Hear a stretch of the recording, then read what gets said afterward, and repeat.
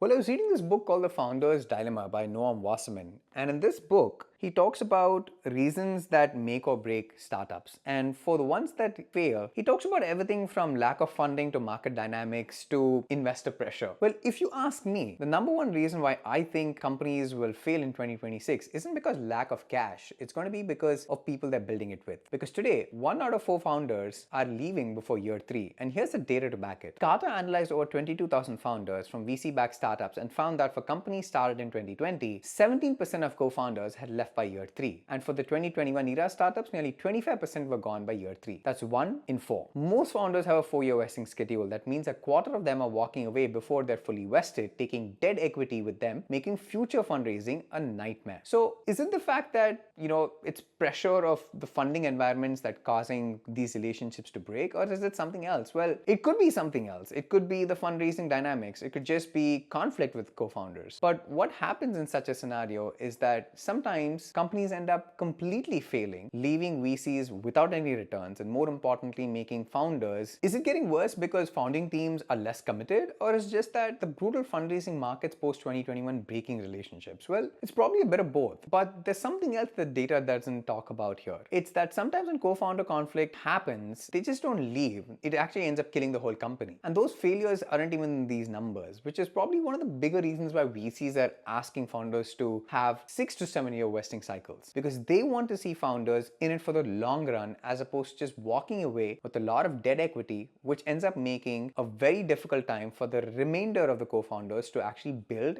and scale the company. So if you're building a company in 2026, this is something to watch out for.